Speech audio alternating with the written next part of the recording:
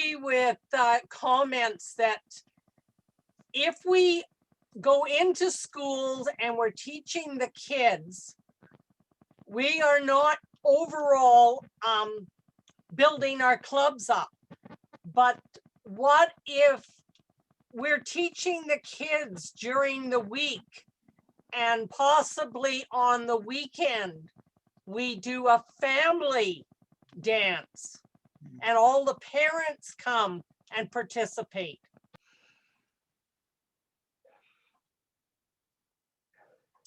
Okay, as Bill was just kind of trying to get across to us, we need to work a little bit on our teamwork as to how we present ourselves to, how do we get out there and as a team. I mean, so we're doing this all over the province sort of thing, or in Alberta, Canada, a combination. How do we work as a team to present this so it's unified all the way across the province? I know Mary Ann had asked about brochures and documents that would support presenting the team aspect. And I guess we need to take a lot of what we've discussed here tonight and put it in such a document, even if it's just an email for starters. Correct? Well, like I suggested, maybe everybody needs to consolidate their ideas, put them in writing, send them to one person, and that person can sort through them and kind of organize them a little bit as to what we need to do in what priority. Like, first off, we worked on this a couple weeks ago, get our image. We want to get rid of the crinolines and the cloth ties, and, you know, present ourselves as up to date with what the young people want, the young adults, middle-aged adults, you know, not us older folks, what they want to see. They want to learn fast. They don't want to see the crinolines. Although I find that a lot of the young girls, when they start dancing, they don't want the crinolines, but after a while they do. Mm-hmm. So it's a choice they want to make later. So at this point, we've discussed the image. We do not want the old people in the crinolines doddering along to some music from the 50s. It just won't work, right? So, okay, Townsend. Wayne? Hi, I just have a comment on that regard. Last two classes that we had, brand new dancers that had never danced before, actually, they couldn't wait to get into a crinoline. And these are ladies that are probably in their 60s. And as I belong to the Women's Institute here in one of the branches in Victoria, and we take in used square dance clothing and use it as a fundraiser. And without doubt, after our class is finished, I would say, I mean, we don't have large classes, so I'm saying maybe 5 or 6 of the women out of 12 or 10 or 12, they can't wait to get into that room to look to see what's available. And last year, or not last year because COVID happened and we didn't finish our class even, but the year prior to that, I ran out of crinolines. What's the point of selling a square dance crinoline skirt if you don't have a crinoline to put under it? But I'm an old hat at the square dance. If the crinoline is gone, you know what? I'm not dancing anymore because I like the crinolines myself, and I'm not going to change for anybody. I don't care if I'm the only one on the floor wearing it. But the ones coming in our area here anyway, couldn't wait to get into the skirts and crinolines. So it's just a matter of choice, I guess. And I know that it does turn some off because when we have an open house every time we have our dance season starts, and we always have somebody in a peasant skirt and somebody in a skirt and crinoline. One lady came in that night, I'll never forget this. She was about, I would say, 40-ish. And she came in and she said hi. She was friendly, and she said, she looked at me and she said, "Is that what we have to wear?" I said, "No, you don't have to." A lot of the women are changing over to this style. It's just a personal preference. And we always give them the preference of one or the other. And in fact, in our square dance session down here, a lot of people come wearing ordinary clothing, ordinary street clothing. The women wear dresses The guys wear a shirt, a long sleeve shirt and pants and dress pants. And there are, I would say, 10% of the people that dance in our community don't even wear square dance clothing at all. They just come in ordinary clothes. So, there you get into the clothing part of it, and it's a bit of a personal preference as to who's going to dress what. But I understand, I don't know who is speaking because I can't read all the small print at a distance with my glasses, but I agree with you. It is a turnoff on some women, especially, to use the fluffy crinolines and the skirts and whatnot. So but I truly believe we need to give them the option of wearing either or, and know that they're going to be comfortable wearing whatever they want to wear. Oh, that's exactly. Sandy, did you have something? I was just going to ask her, when does she wear her crinoline? I want to keep wearing mine too. All the time. I wear it at every square dance. I don't usually wear them at a round dance, but we don't go to round dance clubs very often. But I always wear my skirt and crinoline to any square dance that I attend. Yeah. When we have our new dancers, we don't, in the beginning, we don't wear crinolines, and we encourage our dancers not to, but we gradually phase into them, and lots of them do like them. Yeah, and we don't wear square dance clothing at all at our new dancer classes. Yeah. They can come in whatever way they wish to wear. The other thing, everybody, that really needs to be considered here is we might very well see an absolute groundswell of interest by new dancer prospects after the pandemic who are seeking to socially reconnect again. I mean, we've all been through a long period of social isolation. It's just that could very well be a very broad age range, perhaps families, perhaps young adults who, especially if we can sell social square dancing, it's kind of a new term to them. I'm just wondering if our dance community isn't really exhibiting the necessary vision toward this. We just might find our dance halls are far too small to accommodate the numbers that will be interested in learning our dance forms once we get the promotion out and get our facilities in place. We're really in really new territory. Possibly, I know it was Daryl Clendenin said we're possibly facing a boom that hasn't been seen since the end of World War II. So the demographic could be very broad. And so we've got to serve that fact. Anybody else got something? I think go ahead, Marianne, sorry. Sorry, Jean. There's a comment in the chat that said to grow clubs, many of the short presentations like retreats don't bring people necessarily to the clubs. It's still worthwhile, however, depending on your goal. My idea with exploring the idea of team building by going to different corporations or companies was that often we can't, especially in a small town like ours, often we can't get the people to come and try square dancing. So I thought maybe we could take the square dancing to them. And because of the size of our town, the corporation that we go to are all community members that we bump into and see around town often. And this might be an opportunity just by bringing square dancing to them and they get to experience it, it might help us to grow.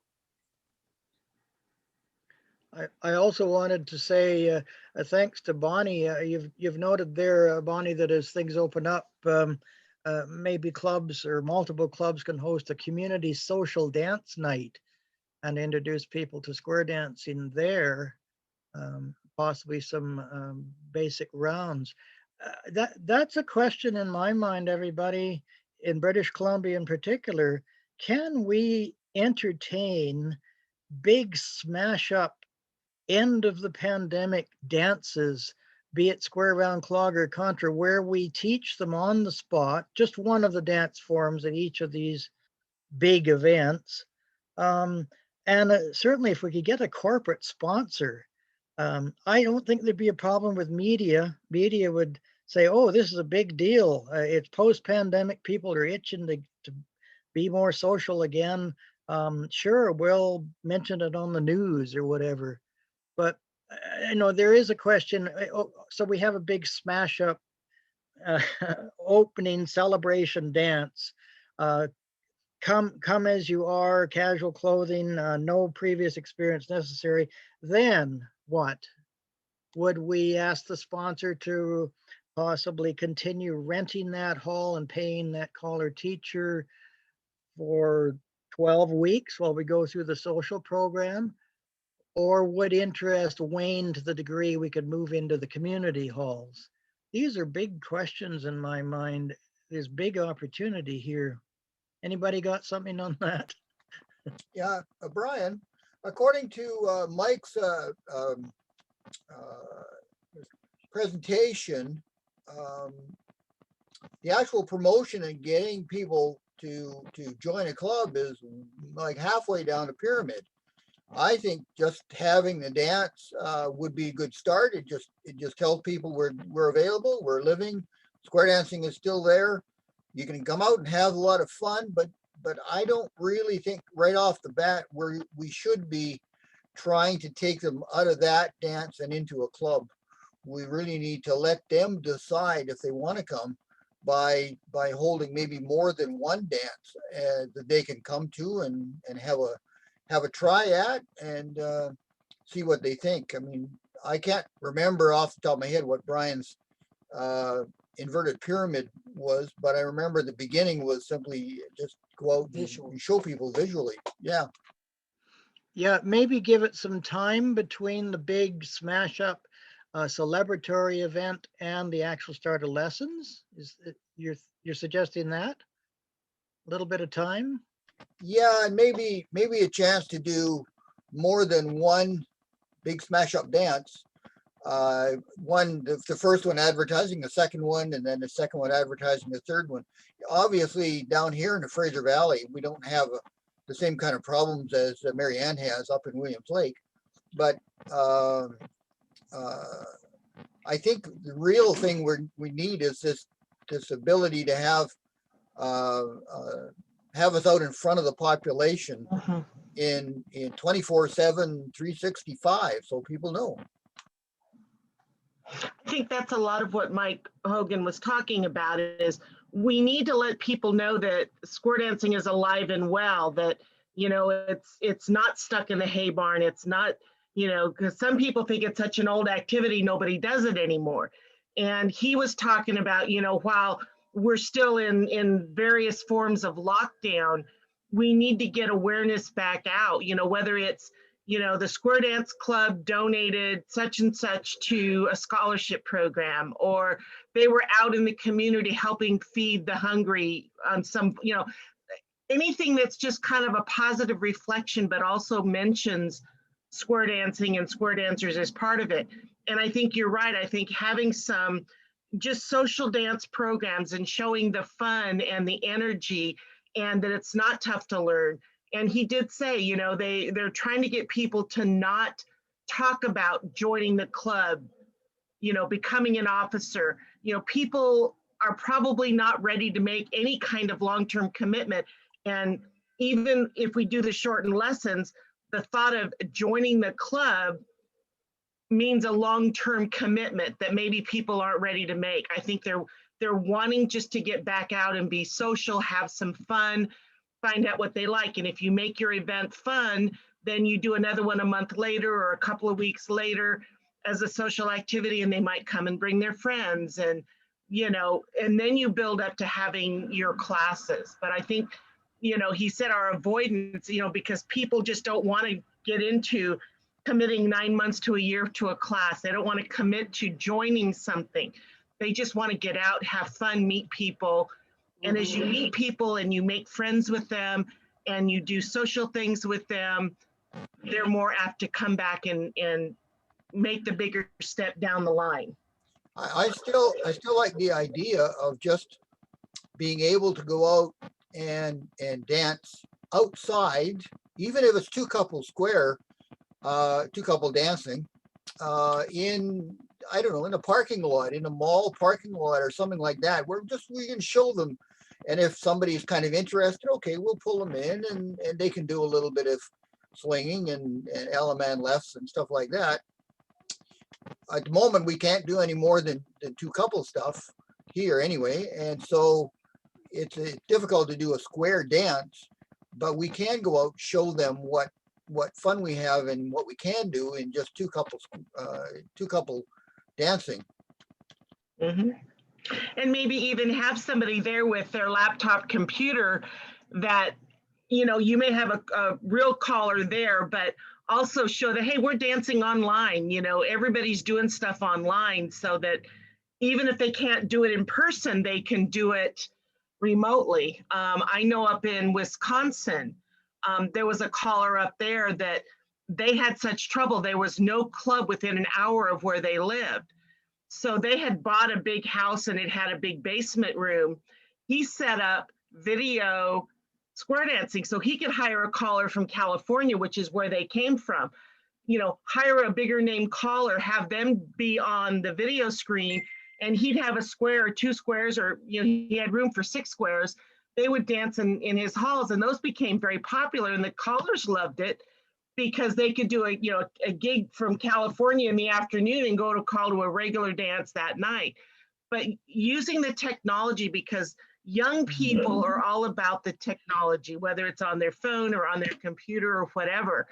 And it's tougher for some of us older folks, but you know, I think that will help that image of, you know, we're not stuck in the dark ages. I think anything we try is worth trying, you know?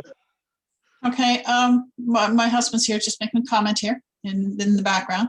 A number of years ago, we did a display in the mall. I think I mentioned this last week, where we had a big TV with a video that ran nonstop. And nobody was there, just this display where had the video, and it looped, so it was constantly playing. And nobody was there saying you have to join. It was just there, and people were stopping and looking and saying, I didn't know they still did this. Or what we found is a lot of younger people stopping and saying, well, that looks like fun. But what is it, Brian? How many times do you have to see an ad before it actually sticks in your brain? They generally say 3 times, yeah. So, I mean, the malls aren't really busy right now, but there's still people shopping. So we can still do these. If you get a deserted storefront, the mall in Salmon Arm here, they have a deserted mall storefront. I can go and ask them, and they will let us set up a display there, and they don't charge us. And even one of the mall tenants provided the TV and the equipment. So there you go. I mean, we need to get out where people can see us to start with, so they know that we're still there and that we're not, as Brian showed last week, Bugs Bunny. Yeah. Could we get Mary Ann's 30-second intro to square dancing on a loop over and over and over? We have a lot of creative people who do photography, do videos. If we can get them all into one place and get these videos put together and share them through the province. And figure out what your key name is going to be. I mean, return to social dancing, return to some headliner dance that'll fit everywhere. Socially reconnect. That's what Brian's using. Yeah. So. And if we aren't dancing, so be it. But you can actually put information about the Zoom video dances. In the meantime, if you're interested, check this out, kind of thing. And then when we're ready, we'll open up the doors. But that's just, that is our suggestion. We did that one year, and we had 23 people come into the open house just because they saw that video. And so it's just an idea of getting it out in front of everybody before we actually get back dancing. We need ideas on how we're going to get out. At one point, I had suggested movie theaters because they do that short ads now. But so right now, nobody's going to movies, so that doesn't help any. Where did you get the video from, Jean? I actually made it. I went through YouTube and found a whole bunch of videos, and I contacted all of the people who put the YouTube videos on, and I said, may I use your videos for a presentation, and they had no problems. A lot of them have the common license anyway, so you can use them, but I still went and asked every single one of them, and they were good with it. And Mary Ann has done a couple of really good ones. So, I mean, it's just a matter of I'm even willing to do it. If you send me the pictures and videos, I'll put something together, or I'll have my husband put something together, or someone. But it's just a matter of putting together videos that can be looped. And we should also loop in the other forms of dance into one, so you can make one fairly massive. Yeah. So like Bill was saying, you put all dance forms on it and you make it a fairly massive video that's, you know, it's not going to repeat like 3 minutes and then 3 minutes. I think the one that I did was what, 2 hours? Yeah, pretty close to Yeah, that, about 2 hours it would loop. So during the day, it would replay 5 times. You know, so no one's seeing the same thing constantly. It was a matter of doing this and just putting it together. It's an idea to get it out there in front of everyone. Sandy, did you have a comment? Yeah, can we get that video then when you get it done? Yes, but I need pictures and I need stuff like that. This is the one thing that came up at our discussion at the last couple of meetings. We need photos. We need a repository for photos and posters. Mary Ann has done some wonderful stuff with videos and posters, and we need a common repository, which I am working on. I am working on it, but there's only one of me. So, and this, pardon? Stills or videos or both? Or Both. Yeah. And if anybody has stuff on outdoor dancing too, would be a plus. Yeah, even if we have to do some videos with people in their in masks, or 2 couple in masks. I mean, if people want to say, okay, I'm going to get together with this person who's in my bubble, or this other couple's in my bubble, and we're going to do some 2 couple dancing. Or if some of these people who are doing virtual dancing are willing to share some of the stuff they're doing to go on these videos as well. It's a matter of, like everybody's saying, we got to get out there in front, and we got to do it now before we actually can return to dancing. Like Mike Hogan said, you've got to start at least 3 months before you know you're going to return to dancing. Right? We haven't got to that point yet. Yeah. Well, obviously in BC, no, we're not dancing anytime soon. But this is it. It's like I've said, Mary Ann has asked me about it, and she's done some wonderful stuff. Send it to me. I will do a repository. I will take the video that I had already done, which I still have, and I'll do some edits on it. And if Mary Ann's okay, I will add some of her material to it as well. Because it doesn't have to be a one long video about the same thing over and over again, but I can do what I did before. It was a series of short videos. Like there was some stuff with the teenagers, there's stuff with families. There was a couple of videos I had that were done in Sweden. And so I contacted these people. They have no problem because they're square dancers. They want to get this information out as well. Round dancers, square dancers, cloggers, contra, they all said, go for it. You know, and I'm sure that anybody who sends me material is going to have a problem with taking the video when it's done and putting it in a mall where everybody can see it. The trick is we would like it to be generic, where it doesn't specifically name a club's location, time, place. It's just a square dance or round dance or contra video, clogging, but it's generic that we can all use. Yes, that's exactly what the last one I did was generic. There was no name on it because there was several dancer clubs in the area.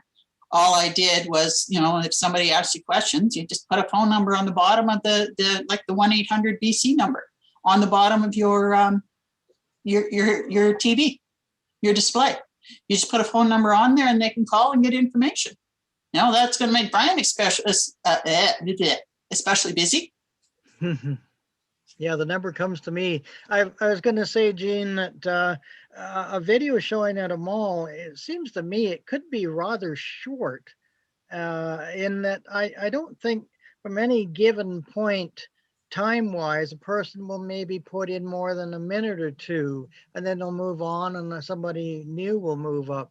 So I think the essential videos that sell our activity should be condensed somewhat such that any given individual can see the cycle through and then it would repeat. I don't know what you think of that.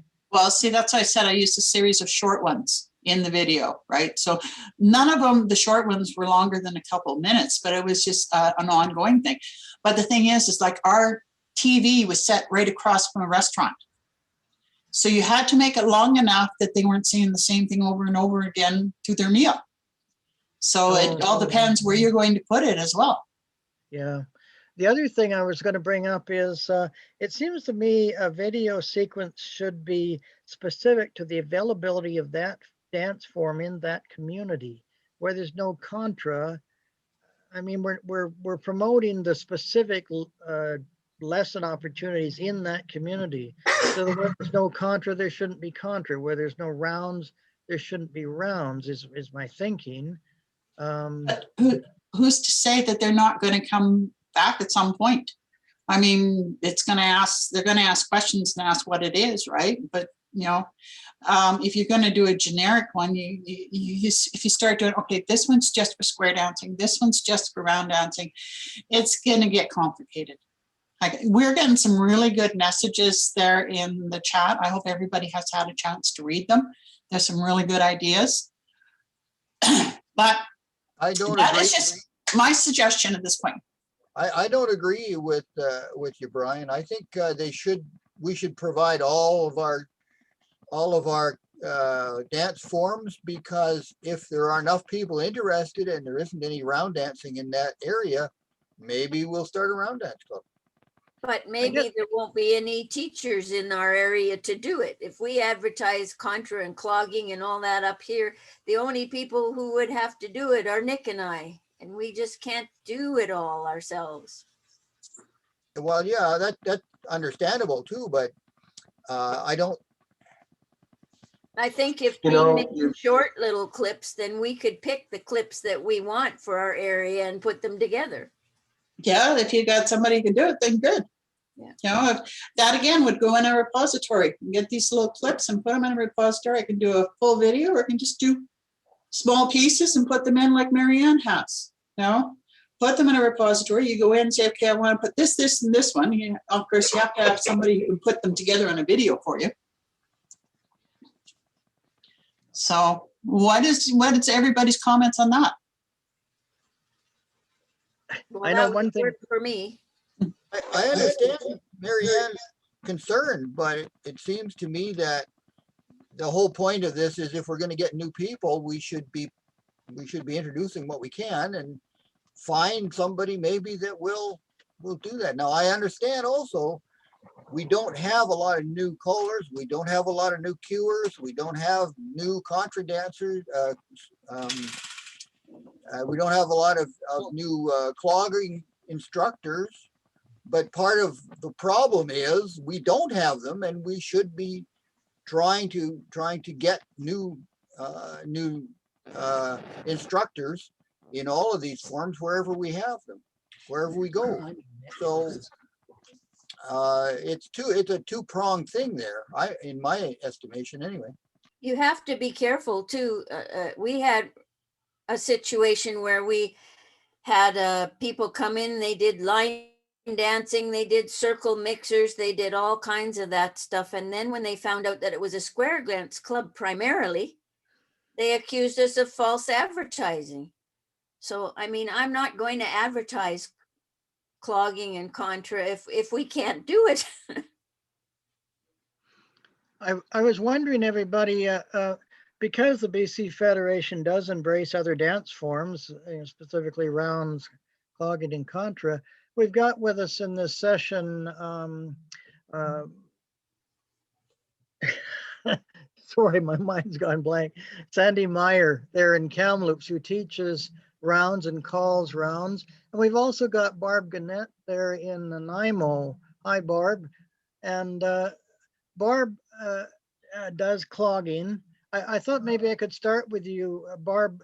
What could we do at the provincial level to encourage a groundswell of interest in clogging for those where it clicks with them, where that's the dance form they want to do? Do you foresee a big smash up celebratory event at the Nanaimo huge Nanaimo arena? Oh, and then where would it go from there?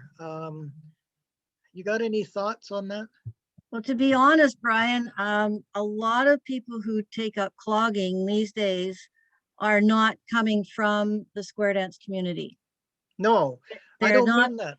they're Yeah. not tightly related anymore. So No. for the clogging instructors, I've sent out a little blurb, an email to all the clogging instructors in BC to find out whether or not they were having any image problems or, recruiting people.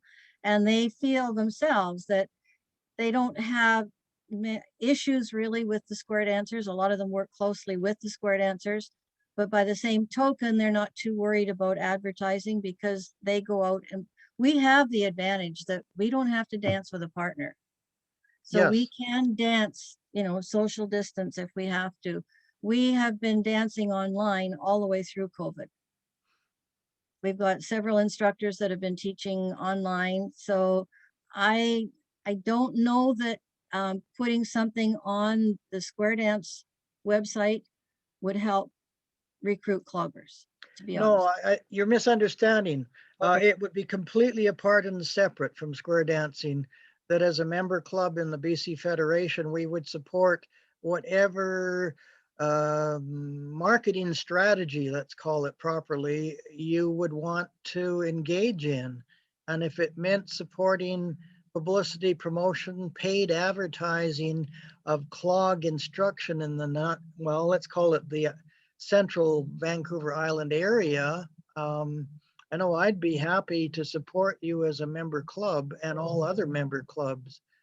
Do you think the post-COVID community intensely interested in social interaction, that many of them would look at clogging as something they want to do? I don't think it would be a huge influx of people for sure. In this area especially, I had my granddaughters dance with me for a while, and they both said to me, Grandma, you're not going to get the kids in this area to clog.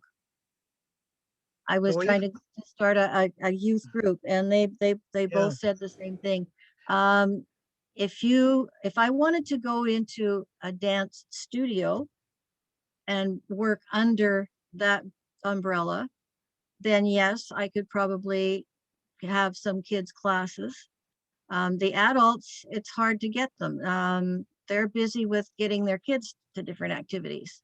And I can see that happening post-COVID, is that these kids have been cooped up for over a year now, and those parents are chomping at the bit to get their kids out and into some kind of an activity.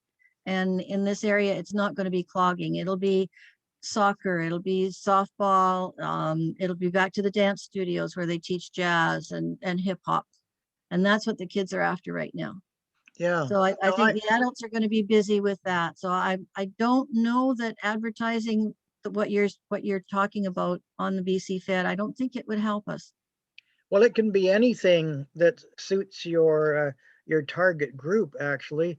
It's just that if this pandemic situation is going to create a huge interest in the public for social interaction, I'm wondering if all of our dance forms have a better chance of appeal over what it used to be. I appreciate what you say, though, Barb. Yeah. Thanks. Well, we're all just anxious to get back to our clogging workshops and seeing our friends. In fact, Larry and I were supposed to be in New Orleans this weekend, helping organize the National Clogging Convention that's coming up in July. We aren't able to even go. I do the programming for the convention. Larry looks after a whole bunch of things at convention. And unfortunately, we're not able to go to that even in July. We've already told them we can't be there. So, and any class that I've gone to online, all of us that are online on Facebook and all the rest of it, all we're waiting for is that time when we can actually go back to a clogging workshop and be with our clogging family and get our hugs. That's what we're missing. That's what we're missing. Yeah, I just hope that there would be a big interest by particularly those that tend to enjoy clogging. You make me reflect back on our Collar Lab organization Okay. report of 21 years ago. The research said that the baby boomer, those born after, after 46 up to 1964, they're apt to separate on their social recreation choices. That the woman would go clogging and leave him home, either watching TV or let him go down to the pub and play billiards. That they will separate where necessary. And I thought there's, at least in the boomer demographic, that's an opportunity for clogging in my mind. Oh, it definitely is. And that's how we advertise it, is that there's no partner needed. We don't require any specific dress form. All we tell them is to dress comfortably and dress in layers, because the layers are going to come off as you warm up during the class.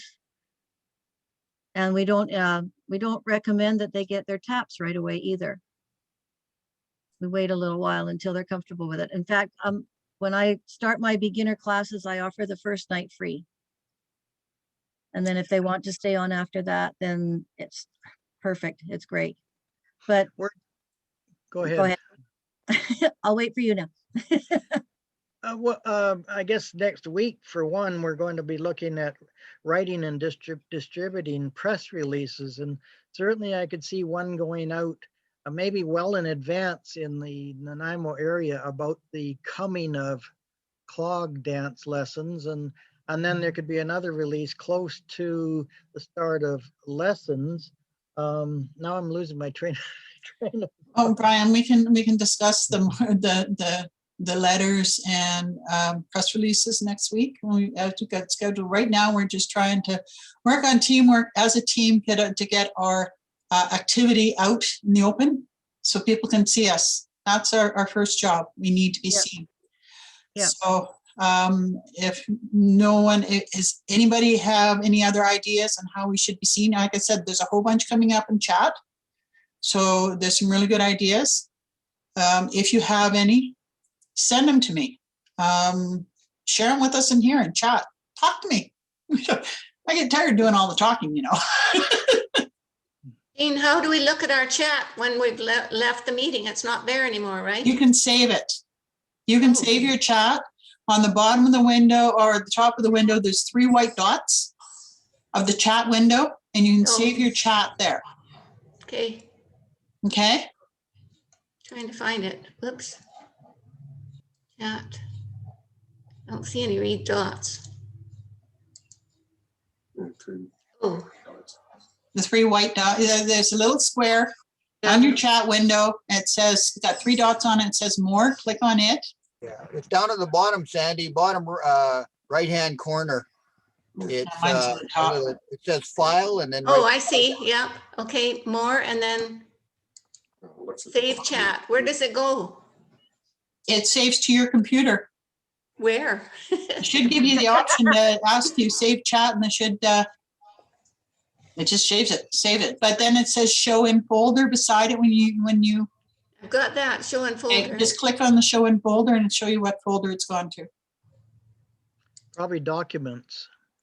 And I only use this computer for my queuing, so I have no documents in it. Oh, it automatically would be there automatically. My computer I'll go to. Oh, here we are. Okay. Yeah, mine went into document and then a folder in that called Zoom. Okay, Zoom, I see that. Okay. I think, and then it'll just give the date that it's gone into, right? Yes. Okay. Okay, so all the chat's there. It's not let me save it. It just says open or cancel on this. Yeah, it should automatically save it when you say that, when you do it. Okay. If not, let me know and I'll Yeah, send it. it has. It says SquareUp, so that's good. Thank you. There you Thank go. you. I did want I did want to ask Sandy, what is your thought, Sandy, on round dancing or choreographed ballroom as a team sport? I mean, I see a team element to it there when we talk about team building. You know, sure, you usually have a partner, but then you've got to interact with other dancers on the round dance floor and stay to rhythm, stay to the cue. Otherwise, there'll be a huge smash up. Do you see it as a team building recreation, or do you think it's a far-fetched angle? I think it's hard to get into the businesses to let them do this. For us anyway, because there's just Merv and I, and we don't have an executive or anything, and we're just limited. We got the dance floor there. We advertise for round dancers and we get a few. But I guess I'm wondering, is there a reasonable angle to considering a post-COVID free round dance night where people come in casual attire, they know nothing? Is it possible that you could entertain and give people a great experience with choreographed ballroom in that setting, or is that too far-fetched? no, if we could get them, we could do it. It'd be up to the publicity, the promotion, and any paid advertising that we do. Yeah. Okay. And we're probably not allowed to do it, advertise it in our home, so we probably have to rent a hall. Well, you've had 100 dancers, so you got to have a bigger hall. I'm going to dream about that. Okay, in chat, I have also put the link to our YouTube channel where I posted all the videos up until today's. I don't know how soon I'll get today's in there, but if you want to take a look at them. I've edited out some of the stuff in the beginning and the end that weren't pertinent, but at any rate, if everybody it's just about 8:30, we've been here for an hour and a half, and now we're starting to talk in circles. So I would like to say that thank you for everybody for joining us. Take a look at the videos, review them, send Brian or myself ideas, information, send it to us, because if you don't send it to us, we don't know.